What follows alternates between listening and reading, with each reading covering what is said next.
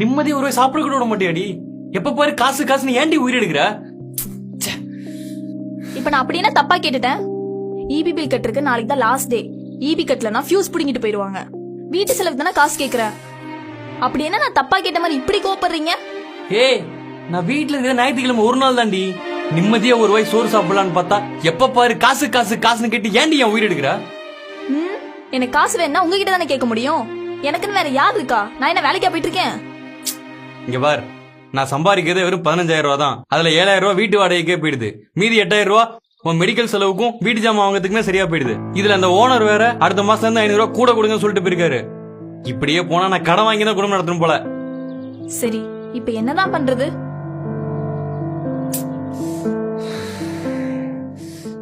சரி, நான் இப்படியே ரெடி பண்ணி கட்டிடுறேன். கொஞ்சம் அமைதியா இரு.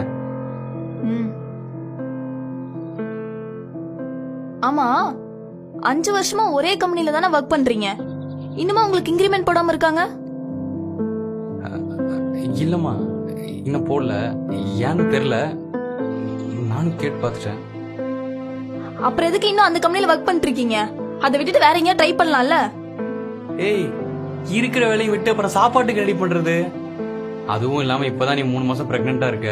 இந்த நேரத்துல வேலை போய் வேற வேலையும் கிடைக்கலன்னு வச்சுக்கோயேன், ரொம்ப கஷ்டமாயிடும். அதுக்காக தான் சொல்றேன், இந்த ஒரு மாசம் மட்டும் அட்ஜஸ்ட் பண்ணிக்கோ. எப்படியாவது ரெடி பண்ணிடலாம். சரிங்க.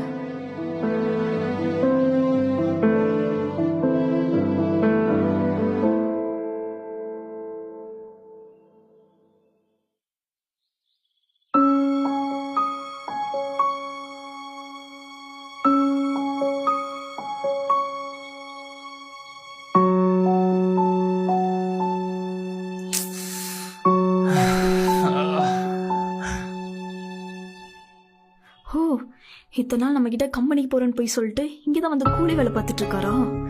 அப்ப இத்தனை நாள் நம்மள ஏமாத்திட்டு இருக்காரா?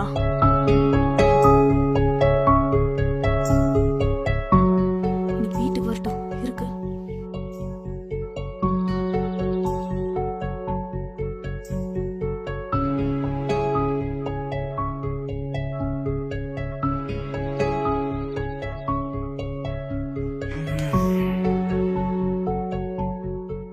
என்ன இன்னைக்கு ஆபீஸ்ல இருந்து சீக்கிரமாவே வந்துட்டீங்க? என்னாச்சு? இல்லம்மா, இன்னைக்கு வேலை கம்மி தான், கொஞ்சம் சீக்கிரம் முடிஞ்சிச்சு. அதான் கொஞ்சம் தலைவலிக்கிற மாதிரி இருக்கு. ஒரு காஃபி கிடைக்குமா? ஹோ, கூலி வேலை பார்த்தா இப்படிதான் தலையெல்லாம் வலிக்குமா? என்னாச்சு உனக்கு? ஏன் இப்படிலாம் பேசுற? இன்னைக்கு